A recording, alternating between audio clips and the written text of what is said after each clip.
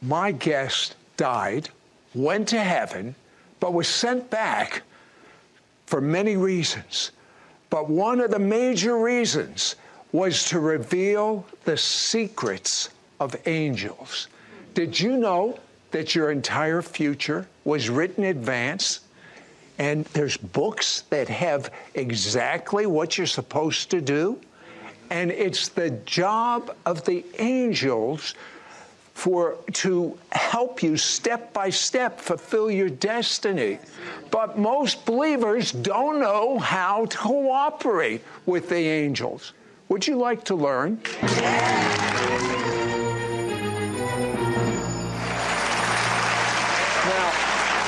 Kevin, you have told me many times that there is an angel that comes with you to accomplish what you speak.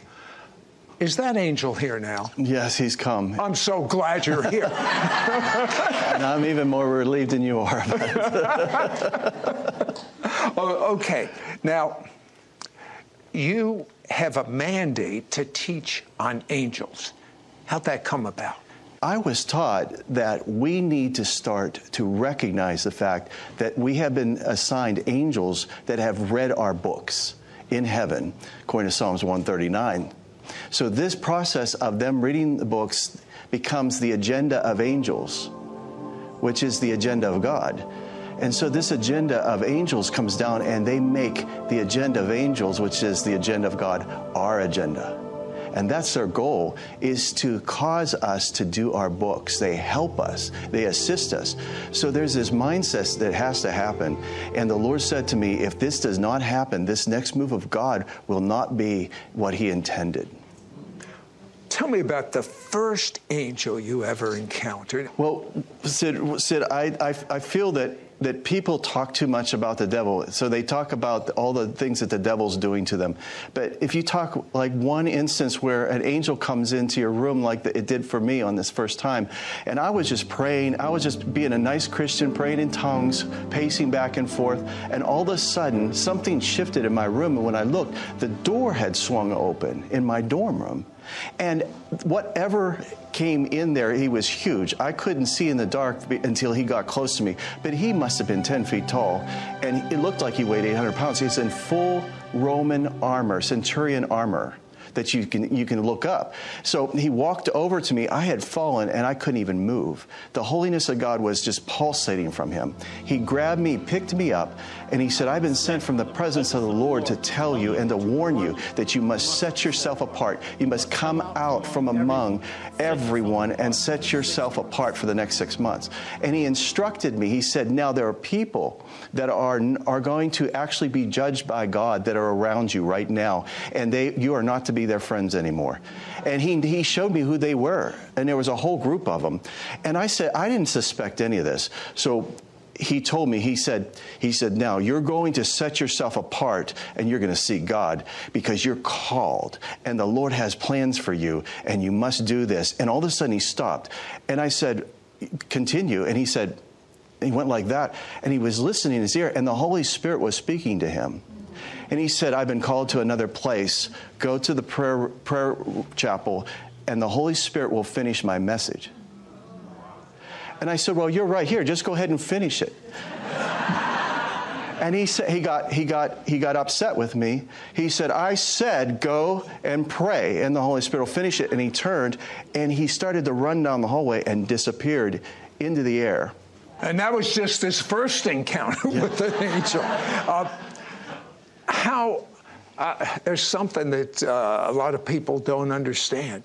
How does supernatural languages or speaking in tongues coincide with these messengers, these angels? When I was with Jesus, he showed me that tongues was the number one way to enter into the supernatural realm while you're doing your everyday life.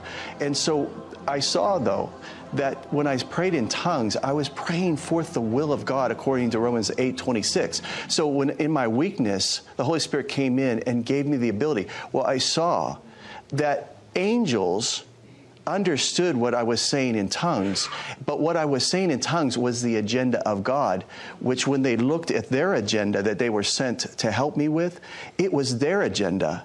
So my agenda was angels' agenda, and it was God's agenda. So why would you not pray in tongues all the time like Paul did? Why would you not want to engage?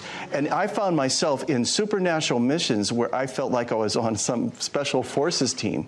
I had angels that were taking me places and telling me, go talk to this person. And they would just be led to the Lord immediately.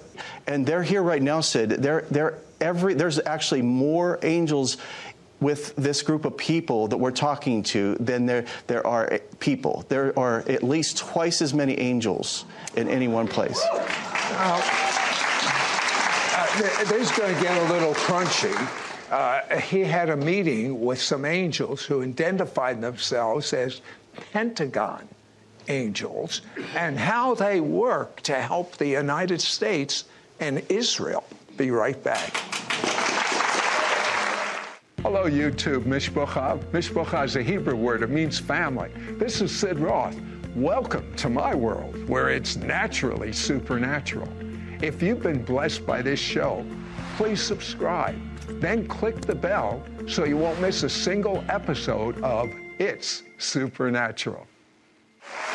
He's having the time of his life. He has the ability, as a seer, to look into the invisible world. I can let him tell me what he sees. And he's seeing so much stuff going on. But if it's so much stuff going in here, it's going right through your television and computer, I tell you.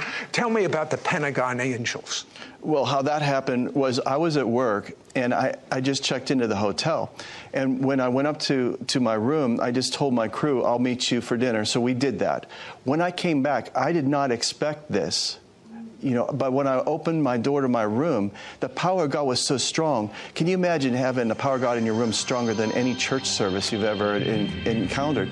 And there's nobody in there, I thought, until I heard the door shut, and I turned to my right, and there in the corner were 6 angels standing there smiling.